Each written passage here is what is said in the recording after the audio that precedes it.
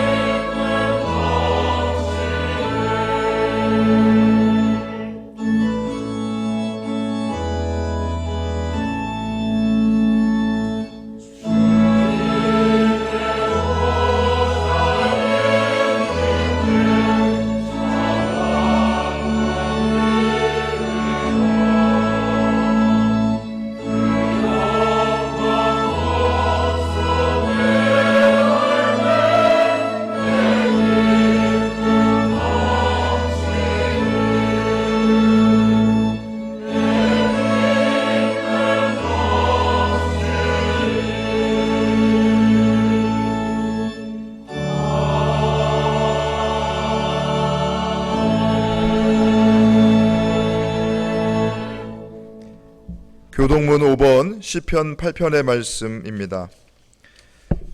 여호와 우리 주여, 주의 이름이 온 땅에 어찌 그리 아름다운지요. 주의 대적으로 말미암아 어린 아이들과 젖먹이들의 입으로 권능을 세우시며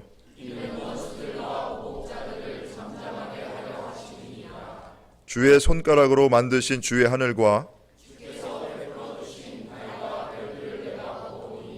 사람이 무엇이기에 주께서 그를 생각하시며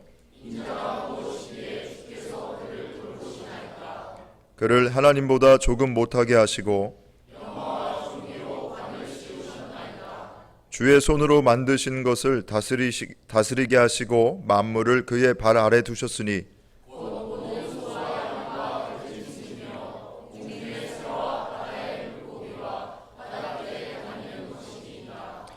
여호와 우리 주여, 주의 이름이 온 땅에 어찌 그리 아름다운지요. 아멘. 하나님은 통회하는 마음으로 나오는 사람들을 물리치지 않으십니다. 이제 우리들의 죄를 뉘우치고 고백합시다.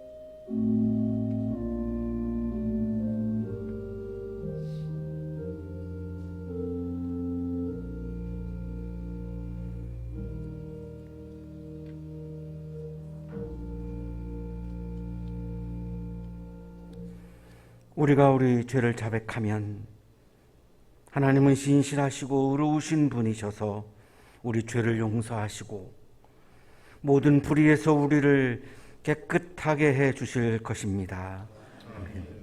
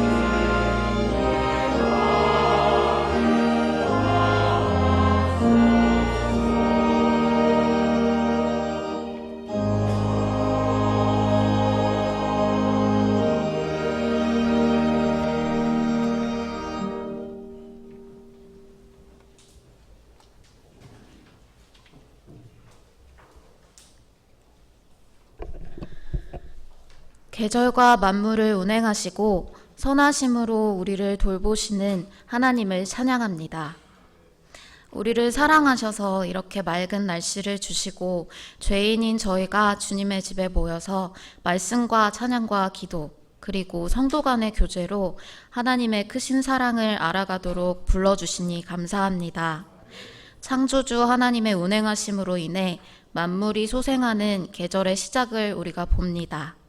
길가의 꽃들도 돌보시는 주님, 한 주간 저희가 지은 죄가 있다면 나무가 새로운 계절을 맞아 새로운 색을 입듯이 저희도 해묵은 죄의 버릇들을 버리고 십자가의 보혈로 인한 구원의 새로움을 입을 수 있도록 도와주세요.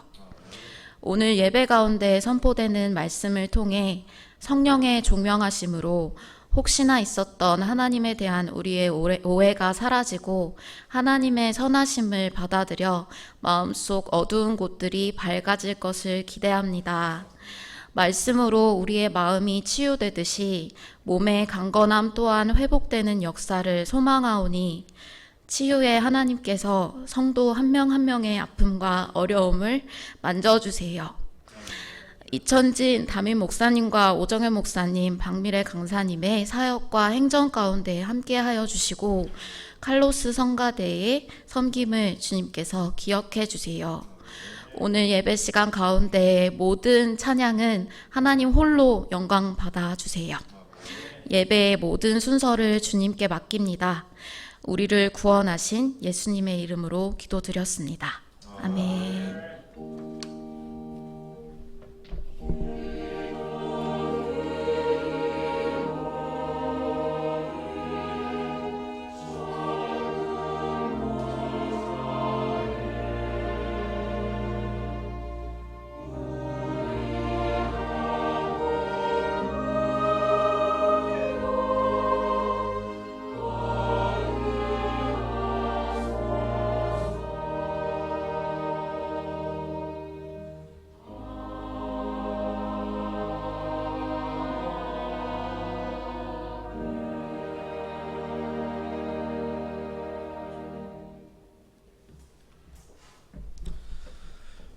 오늘 하나님께서 저희에게 주신 말씀은 잠언 8장 22절부터 31절 말씀입니다.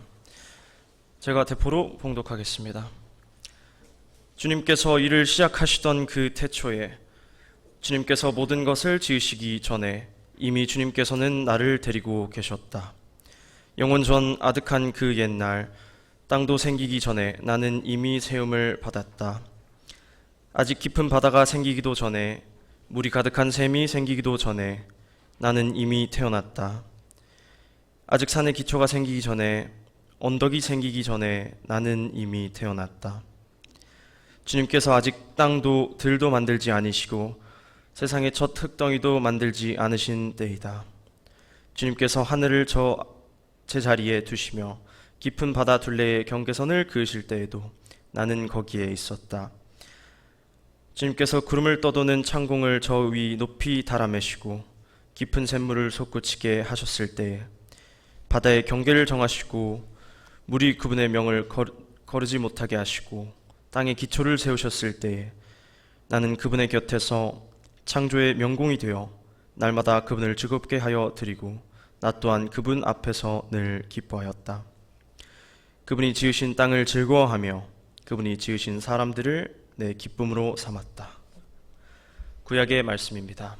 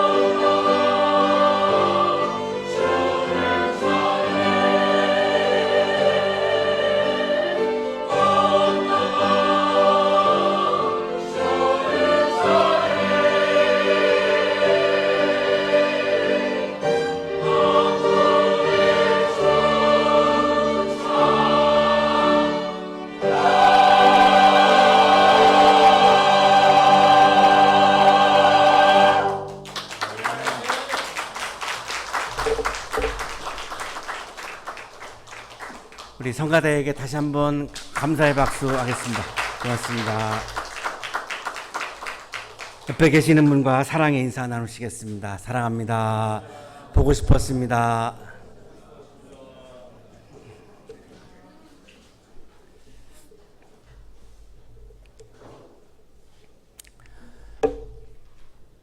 구약성서에는 지혜서라고 하는 성경들이 있는데요. 우리가 잘 알고 있는 잠언, 전도서, 욥기 이런 책들을 지혜서라고 부르는데, 이 지혜라고 하는 이 단어의 개념이 아주 좀 미묘합니다. 그래서 우리가 좀 이해하기가 어렵습니다. 우리가 일반적으로 일상생활에서 우리가 한국에서 지혜롭다라고 그러면 현명한 거 이런 걸 말하죠.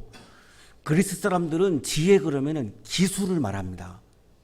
여러 가지 뭐 육체적인 또 지적인 그리고 뭐 물건을 잘 만드는 기술, 삶을 잘 살아가는 또 돈을 잘 모으는 기술, 이런 다 기술들을 지혜라고 그러고, 우리나라에서는 이렇게 현명하게 잘 이렇게 하는 거를 또 지혜롭다고 그러고, 그래서 이런 개념이 우리의 머릿속에 있기 때문에 성서가 말씀하시는 지혜라고 하는 개념이 잘 이렇게 정리가 사실 잘 되지 않습니다. 그래서 오늘 조금 더 구체적으로 지혜라고 하는 것이 무엇인가, 성서가 말씀하시는 지혜라고 하는 것이 무슨 의미인가를 조금 더 완전하게 할 수는 없습니다만 좀 더 아주 구체적으로 오늘 좀 이렇게 들어가 보려고 하는 것이 오늘 또한 말씀을 전하는 저의 목표이기도 합니다. 지혜서 가운데 이 잠언서를 먼저 좀 보면 좋겠습니다. 오늘 성서 일과여서 그렇습니다. 영어로는 이제 프라바브즈인데, 이 프라버브즈는 라틴어 프로베르비아에서 왔습니다. 그리고 이 라틴어 또 프로베르비아는 그리스 파로이미아에서 왔습니다. 그래서 파로이미아를 또 추적해서 들어가 봐야 분명해지죠. 이 파로이미아의 뜻을 보니까 삶의 지혜를 닮은 짧은 속담 경구, 이런 뜻입니다. 삶을 지혜롭게 살아가는 데 도움이 되는 짤막한 속담 경구, 그리고 우리 사람 인간이 마땅히 다 같이 공통적으로 따라가야 하는 그런 공리, 이거를 파로이미아라고 그렇게 그리스에서 부릅니다. 여기서부터 출발해가지고 지금 우리가 잠언이라고 하는 지금 프라바부즈라고 하는 영어 표현까지 온 거니까 여기서부터 출발을 해야 우리가 좀 딴 방향으로 안 갈 수 있겠죠. 그리고 이제 잠언의 히브리어는 마샬입니다. 그러니까 히브리어 성서를 찾을 때 잠언을 찾으면은 마샬이라고 이렇게 되어 있습니다. 비슷하다, 닮다, 비교하다, 이런 뜻입니다. 그러니까 직접적으로 이렇게 돌직구를 알리고 이렇게 직접적으로 직설적으로 이렇게 말씀을 하는 게 아니라 아주 은유, 비유, 이렇게 비교를 해가지고 우리들에게 말씀해 주시는 격언, 속담, 비유다, 이런 의미가 마샬이라고 하는 의미입니다. 그런데 이거를 우리말 성경에서는 이제 잠언이라고 번역을 한 거죠. 그러니까 어떤 분들은 이 잠언을 잠이 오게 하는 하나님의 말씀이다. 그래서 불면증 환자들이 이거를 읽으면 특효다, 이렇게 주장하는 분들도 계시죠. 이 잠의 잠자를 잠 오는 잠으로 해석을 하는 거죠. 근데 이 우리 말은 이 그리스어를 번역한 거라기보다는 중국어 성경을 번역한 것 같습니다. 중국에서는 잠은 한자로 쓰니까. 근데 이 잠자가 바늘잠입니다. 이 잠잘 때 할 때 잠이 아니고 바늘잠입니다. 그러니까 콕 찌른다는 거죠. 그러니까 내가 엉뚱한 방향으로 가고 엉뚱한 생각을 하고 내가 잘못된 길로 막 가려고 할 때 바늘을 콕 찔러가지고 글로 가면 안 돼. 그건 아니지. 왜 그렇게 생각해? 이렇게 나를 돌이키기 위해서 그냥 바늘로 꼭 찔러주는 교훈이다. 이것이 중국 사람들이 이해한 잠언서예요. 이거를 우리는 그대로 이걸 받아들여서 잠언이라고 이제 우리가 번역을 한 거고, 일본 사람들은 잠언을 지혜의 샘이라고 되어 있습니다. 잠언을 그렇게 번역을 했습니다. 지혜의 샘. 그러니까 하나님의 지혜가 그냥 막 샘물에 샘이 콸콸 넘쳐 흐르는 것처럼 그냥 아주 가득 차 있는 것. 그래서 이 지혜서를 읽으면 내가 심적 지혜에 이르러서 득도한다. 이게 이제 일본 사람들이 이해하는 잠언, 그렇게 이해를 합니다. 자, 이게 정리를 해보면 그리스 로마 사람들은 지혜를 담은 속담 모음집 이런 정도로 이해한 것 같아요. 지혜를 담은 속담 모음집. 그리고 한국과 이제 중국 사람들은 서당에서 읽는 사서 성경처럼 양심을 일깨우는 교훈책. 교훈이라고 하는 의미가 굉장히 우리들에게는 각인되어 있습니다. 잠언 그러면 우리들에게 교훈을 주는 말씀. 일본 사람들은 득도해가지고 신적 지혜에 이르게 하는 책. 약간씩 좀 뉘앙스가 다른 것을 우리가 이렇게 볼 수 있습니다.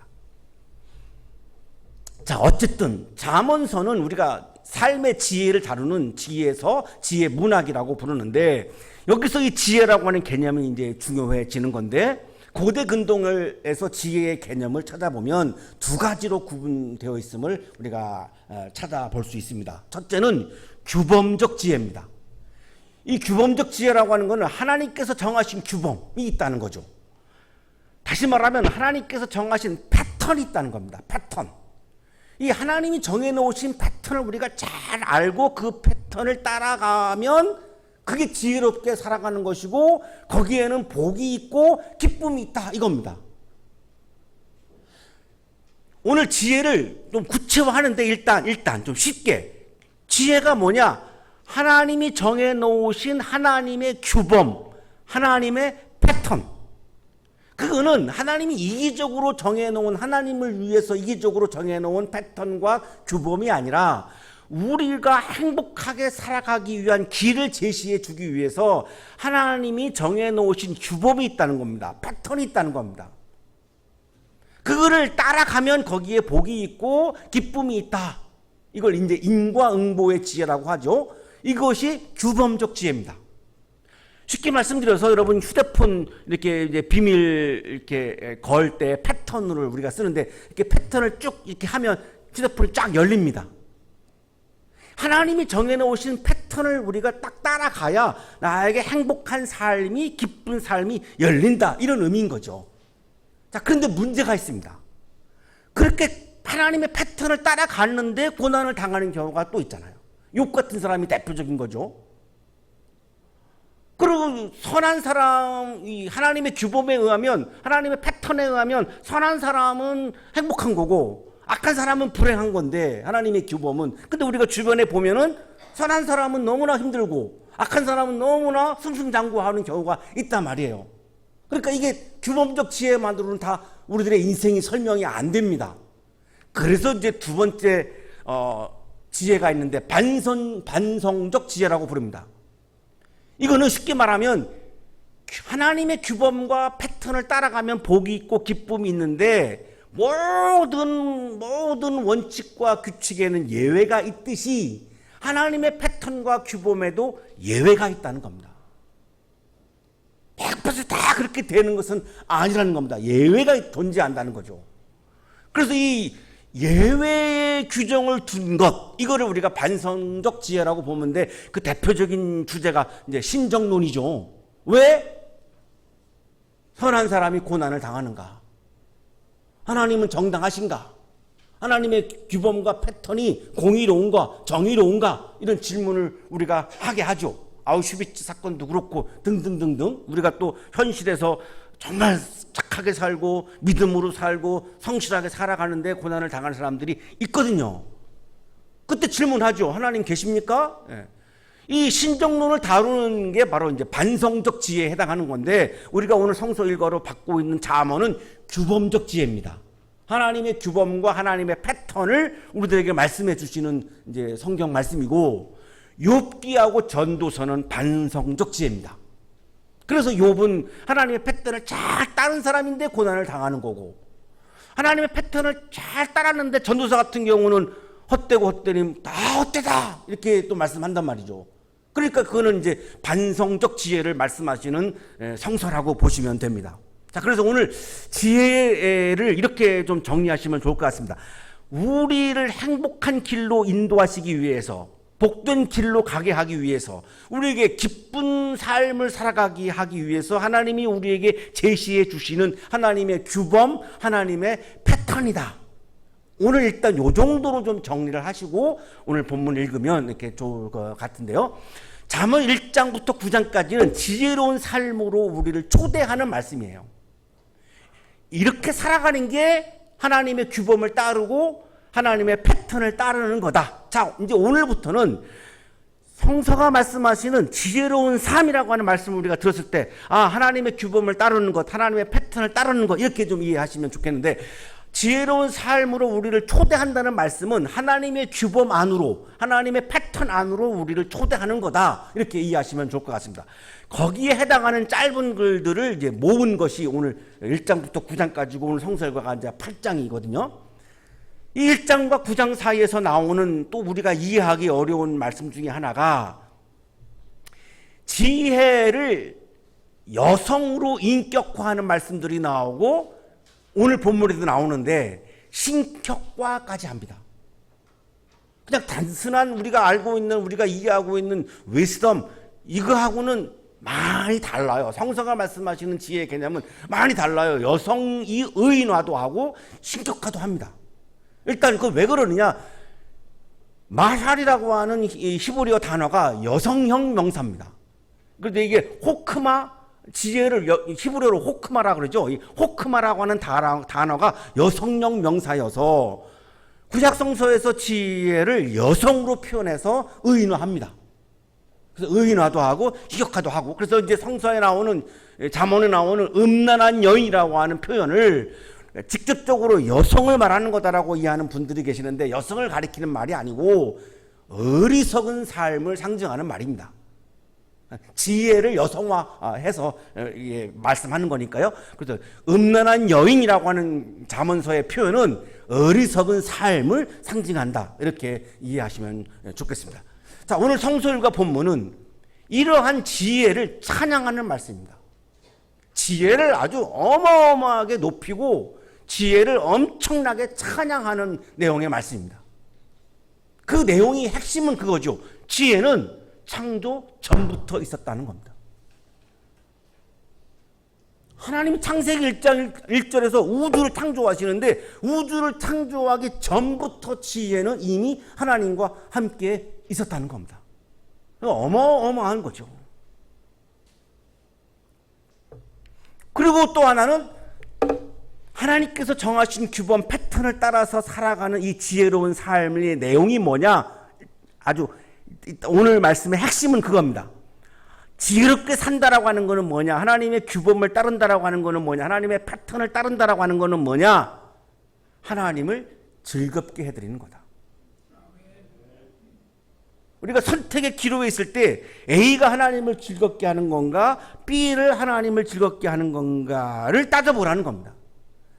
대체적으로 우리는 그냥 나도 모르게 이게 나에게 이익이 되나 손해가 되느냐를 물을 때가 많죠. 나도 모르게. 자, 그런데 지혜롭게 산다라고 했을 때는 이렇게 하는 게 하나님을 즐겁게 하는 건가 아닌가를 보라는 겁니다.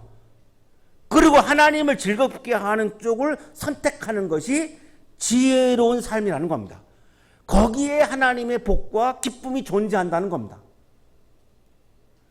그리고 또 하나는 하나님이 지으신 피조물이 크게 세상과 사람입니다.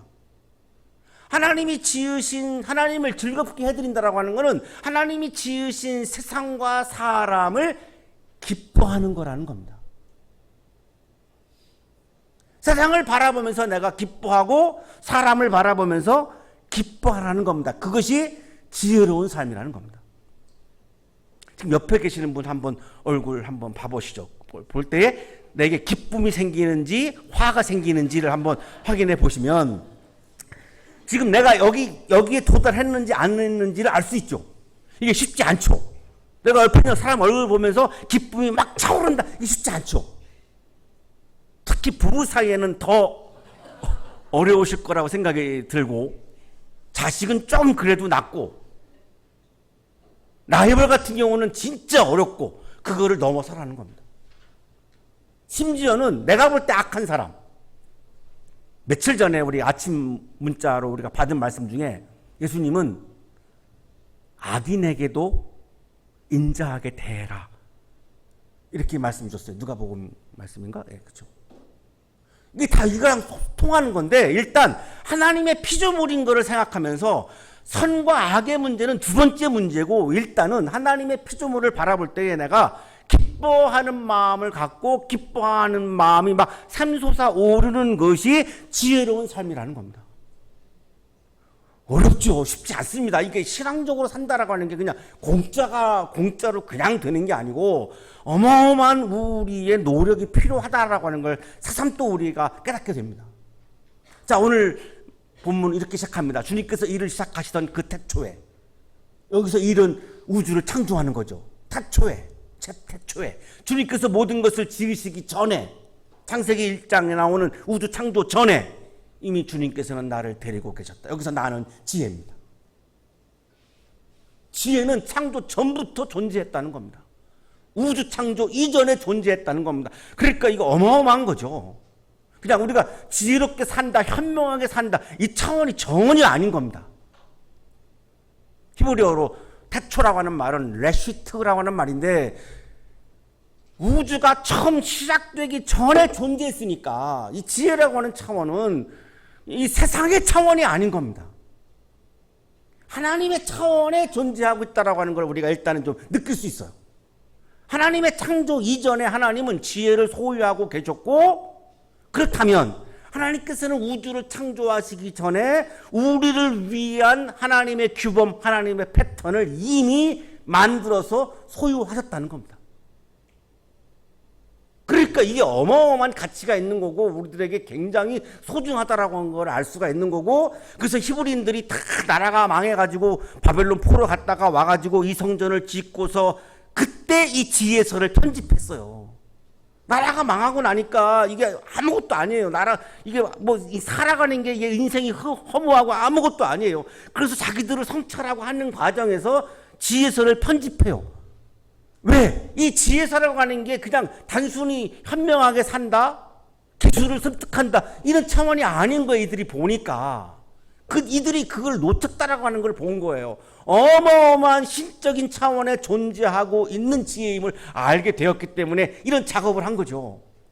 영원전 아득한 그 옛날, 땅도 생기기 전에 나는 이미 세움을 받았다. 지혜는 자기 스스로 이렇게 지금 찬양하는 건데, 영원전 아득한 그 옛날, 땅이 생기기 전부터 하나님께서는 지혜를 창조해서 세우셨다.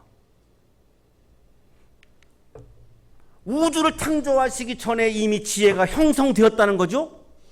우주가 창조되기 전에 우리를 위한 하나님의 규범과 하나님의 패턴이 이미 형성되었다고 말씀합니다. 자, 24절부터는 이제 공간에 대한 말씀을 하면서 이런 공간들보다도 먼저 존재했다라고 하는 것을 강조합니다. 깊은 바다가 생기기 전에 지혜가 먼저 있었다. 물이 가득한 샘이 생기기 전에 이미 지혜는 태어났다. 어마어마한 거죠. 산과 언덕이 생기기 전에 지혜는 벌써 이미 태어났다. 하나님이 출발시켰다. 창조하셨다. 산과 언덕, 바다, 물, 산, 이런 모든 공간, 바다 깊음부터 산 꼭대기에 있는 이게 높은 곳에 있는 산에 이르는 이 모든 우주 공간이 생겨나기 이전에 우리를 위한 하나님의 규범과 하나님의 패턴이 창조되었다. 땅도 만들지 않으셨고 흙덩이조차도 만들지 않았을 때였다. 그때부터 이미 지혜는 존재했다. 모든 세상의 공간 이전에 하나님의 규범과 하나님의 패턴은 우리를 위해서 창조되었다. 우리 인간을 위해서, 지혜롭게 살게 해주기 위해서, 복되게 살게 해주기 위해서, 기쁘게 살게 해주기 위해서.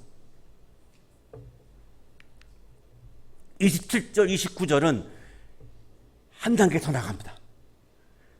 창조 전에 있었던 지혜는 하나님의 창조 과정에 입회했다는 겁니다. 다시 말하면 하나님의 창조에 참여했다는 겁니다. 어마어마한 거죠. 이거 이제 신적인 차원이죠. 하나님께서 하늘을 제자리에 두시고 깊은 바다를 견고하게 딱 이제 바다 그 위치에다가 이렇게 두시고 할 때에 지혜는 거기에 있었다. 거기 입회하고 있었다.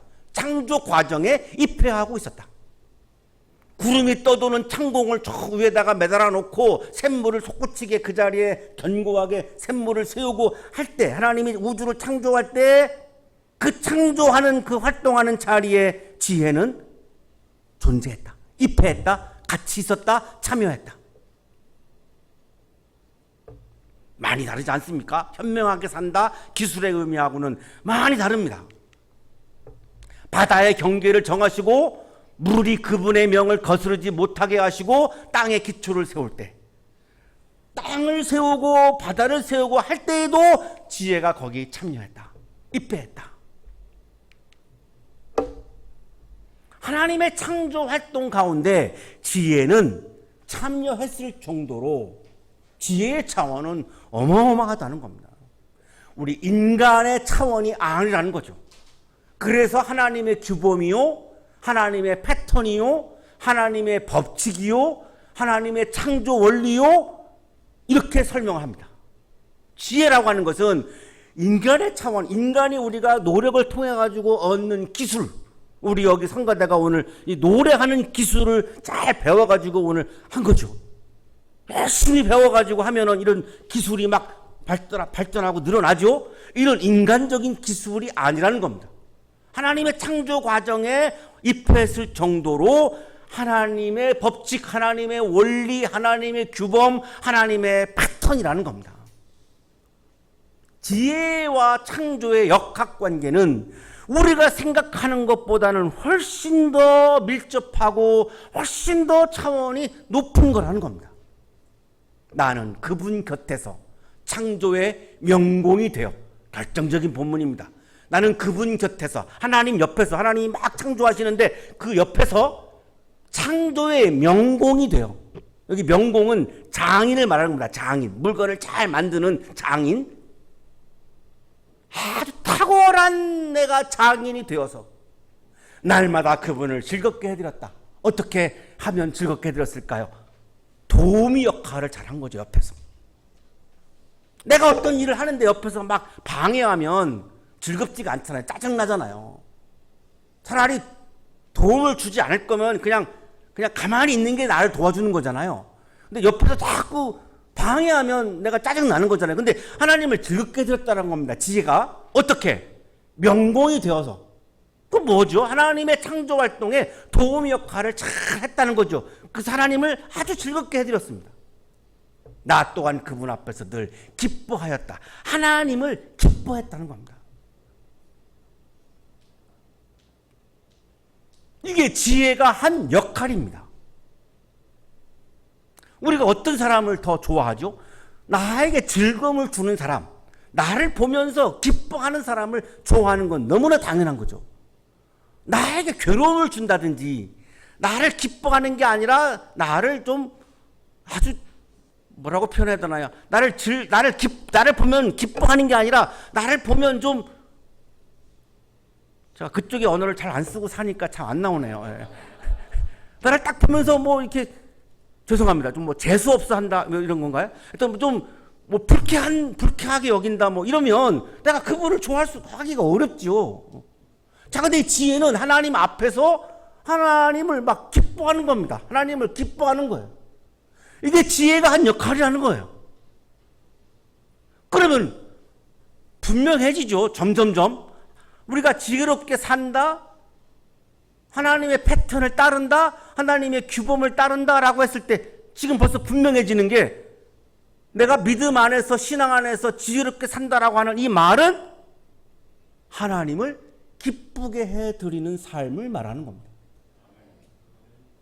그 다음 하나님이 지으신 세상과 사람을 보면서 힘들어도 기뻐하면서 살아가는 것을 말하는 겁니다. 하나님을 기뻐한다라고 하는 데에서는 아멘이 많이 나오는데, 세상과 사람을 기뻐한다는 말에서는 아멘이 안 나오잖아요. 지금 왜? 그게 어렵거든요. 그 순간 지금 내 마음에 있는 미워하는 사람이 떠올랐거든요. 이미. 그거 어떻게 기뻐하겠습니까? 믿음은, 신앙은 그거를 극복하고 기뻐하는 거를 믿음이라고 말하는 겁니다. 그게 영성입니다.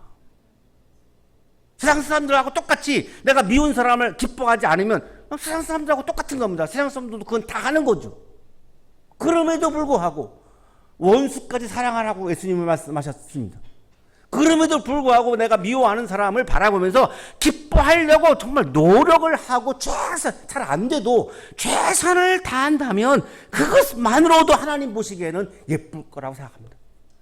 근데 그런 노력조차 안 하고 최선을 다하지 않는다면 믿음의 세계와는 거리가 떨어져 있다라고 보시면 되는 거죠. 하나님 곁에서 창조의 명공이 된다. 내가 명공이 되어서 지금 이 시간에도 계속되어지고 있는 하나님의 나라를 창조해 가시는 하나님의 창조 활동에 하나님이 주신 재능과 하나님이 주신 기술과 하나님이 주신 지식과 하나님이 주신 재물을 가지고 내가 그 하나님의 창조 활동을 돕고 그러면서 하나님을 기뻐하고 세상을 기뻐하고 사람을 기뻐하는 것, 이것이 하나님이 우리에게 지금 안내해 주시는 하나님의 규범이요 패턴이라고 하는 겁니다. 지혜 역할은 하나님의 창조 활동에 참여하면서 하나님을 즐겁게 해드리는 것. 31절, 그분이 지으신 땅을 즐거워하며 세상을 바라보면서 즐거워하며 그분이 지으신 사람들을 내 기쁨으로 삼는 것. 그렇다면 하나님이 지으신 세상을 파괴하고 오염시키고 환경을 파괴하는 행위는 지혜로운 것이 아니라 어리석은 것입니다. 신앙과 무관한 것이 아니라 신앙의 핵심 중에 하나입니다. 내가 환경에 대해서 예민한 마음을 가지고 환경에 대한 대해서 절박한 마음을 가지고 내가 세상을 파괴하지 않고 세상을 돌보기 위해서 내가 최선을 다하는 것이야말로 그것이 지혜로운 영성임을 말씀하고 있는 거고, 하나님께서 지으신 사람을 그 사람이 선하다 악하다 내가 판단할 것이 아니라 그거는 판사인 하나님에게 맡기고 그 사람이 선한 사람인지 악한 사람인지는 내가 판단할 수 없으니 내 앞에 있는 사람을 최선을 다해서 내가 정죄하고 혐오하는 것은 어리석은 것이고 내 앞에 있는 사람을 최선을 다해서 내가 기뻐하고 사랑하는 것이 바로 지혜롭게 살아가는 영성임을 말씀하고 있는 겁니다. 사랑하는 한양 가족 여러분, 지혜는 창조 이전부터 존재했습니다. 신적인 차원으로 볼 수 있습니다. 성사가 말씀하시는 지혜는 인간의 경험, 지식, 인간의 경험과 지식에 기초한 그런 처세술을 뛰어넘는 차원입니다. 인간의 지혜하고는 비교가 되지 않는 완전히 다른 차원입니다. 하나님의 규범이요, 하나님의 패턴입니다. 하나님의 창조 활동에 참여하는 하나님의 창조의 원리입니다. 인간의 지혜가 아니고 하나님의 법칙이요, 하나님의 원리입니다. 반드시 우리가 붙잡고 우리가 따라가야 하는 하나님의 원리, 하나님의 법칙, 하나님의 규범, 하나님의 패턴인 겁니다. 지혜는 기쁨의 주체이기도 하고 기쁨의 대상이기도 합니다. 지혜가 하나님의 창조 세계를 보면서 기뻐하고 하나님을 보면서 기뻐하죠. 또 우리가 지혜를 보면서 기뻐하는 기쁨의 대상이기도 합니다. 그래서 신약 성서는 이러한 어마어마하게 소중한 지혜를 예수님과 연결시킵니다. 고린도전서 1장 24절입니다. 결정적인 말씀입니다. 그러나 부르심을 받은 사람에게는 유대 사람에게나 그리스 사람에게나 이 그리스도는 하나님의 능력이요 하나님의 지혜입니다. 예수님이 하나님의 규범이요 패턴이요 원리요 법칙이라고 말씀합니다. 그러면 더 좁혀졌죠. 지혜는 현명하게 살아가는 것을 말하는 게 아니라 기술을 말하는 게 아니라 예수님이 하나님의 지혜니까 내가 지혜롭게 산다, 규범을 따른다, 하나님의 패턴을 따른다라고 하는 이 말씀은 예수님의 말씀을 내 마음에 채우는 겁니다. 요한복음 1장 1절에서 이렇게 말씀하시죠. 태초에 말씀이 계셨다. 이 로고스인데요. 성사학자들이 지혜를 그리스어로 가장 옮길 때 좋은 게 뭘까? 로고스라고 얘기합니다. 태초에 지혜가 계셨다라고 번역할 수 있다는 겁니다. 요한복음 1장 1절. 이게 예수님이잖아요. 그러니까 내가 하나님의 패턴을 따른다라고 하는 말은 예수님의 말씀을 내 마음에 채우고 예수님의 말씀을 나의 삶의 법칙과 원리로 정한다는 말입니다. 내가 인생을 살아갈 때 법칙이 있어야 되죠. 원리가 있어야 되죠. 원칙이 있어야 되죠. 각자 우리는 어떤 가치관이나 철학을 따라 가지고 내 삶의 원칙을 세우고 살 겁니다. 저도 물론 있고요. 자, 그런데 하나님의 패턴을 따른다라고 하는 말은 많은 원칙들이 있지만 내가 그리스도인으로서 예수님의 말씀을 내 마음에 채우고 예수님의 말씀을 나의 삶의 법칙과 원리로 여기고 그 원리를 따라서 그 법칙을 따라서 그 패턴을 따라서 예수님의 말씀을 따라서 살아가는 것을 말하는 겁니다. 왜? 그래야 거기에 하나님의 지혜와 기쁨이 충만하기 때문입니다. 그 패턴을 따르지 아니하면 헛된 욕망을 따르게 됩니다. 헛된 욕망을 따라가게 되면 어리석은 삶을 살아가게 되고 불행한 삶을 살아갈 수밖에 없다는 것이 잠언서의 가르침입니다. 그러니 어리석은 삶을 살아가지 말고 하나님의 지혜인 예수님의 말씀을 따라서 기쁨이 가득한 삶을 살아가라고 오늘 우리들에게 말씀을 주시는 겁니다. 하나님의 패턴, 하나님의 규범, 하나님의 원칙인 예수님의 말씀을 여러분 마음에 채우고 그 말씀을 따라서 살아가심으로 하나님이 주시는 하나님의 지혜와 영적인 기쁨이 여러분 안에 가득 차서 세상에서 다가오는 아픔과 슬픔과 절망들을 그 기쁨으로 이기고 승리하시는 여러분의 삶이 되시기를 간절히 축원합니다.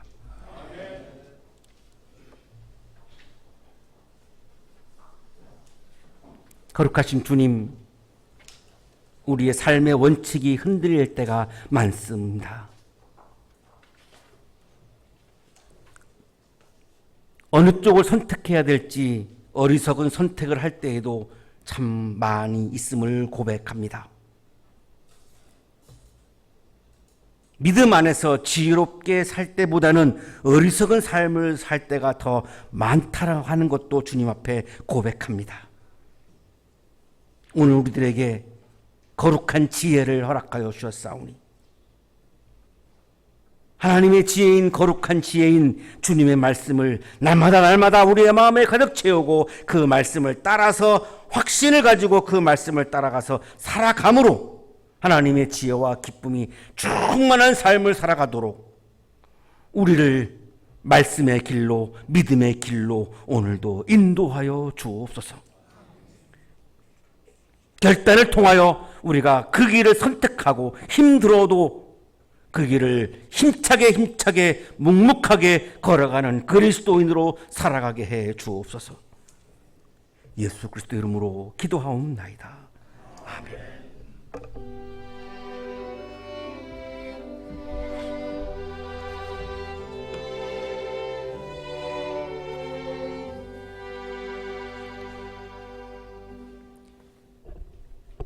자, 교회 소식 알려드리겠습니다. 오늘은 성령 강림절 후 첫째 주일, 삼위일체 주일입니다.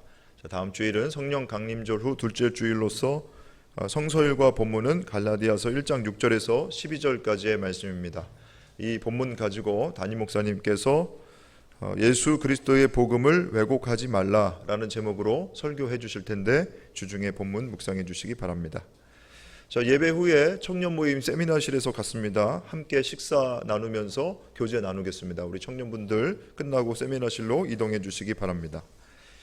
자, 이 시간 교우 여러분들에게 오늘 우리 교회에 새로 오신 분을 좀 소개해 드리겠습니다. 송호엽 성도님의 손자 되시는데요. 박준영님, 오늘 예배에 함께 참석해 주셨는데 잠깐 자리에서 일어나서 인사드리실 때 따뜻한 마음으로 환영해 주시기 바랍니다. 네, 잘 나오셨습니다. 감사합니다. 네. 자, 그 외에 교회력과 성서일과 6월 예배 안내는 여러분 가지고 계신 주보를 참조해 주시기 바랍니다. 자, 이상 교회 소식 알려드렸습니다.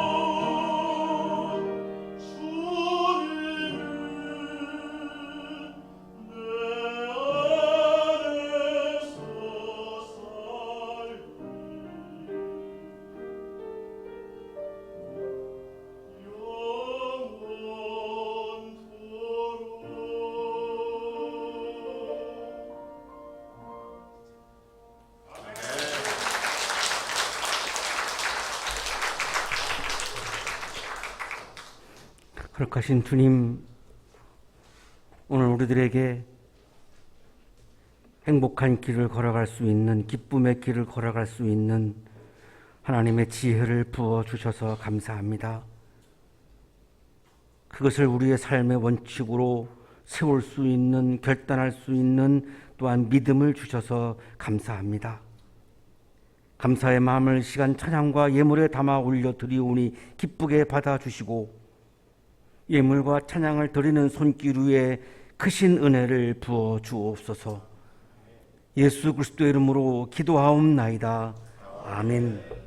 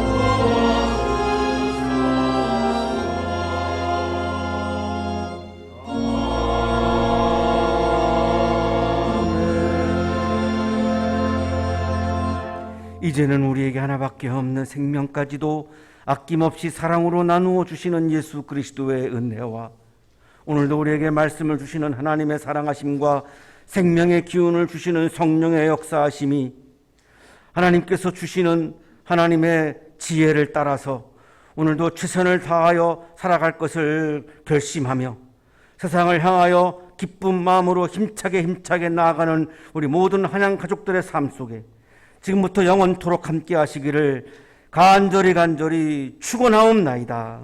아멘.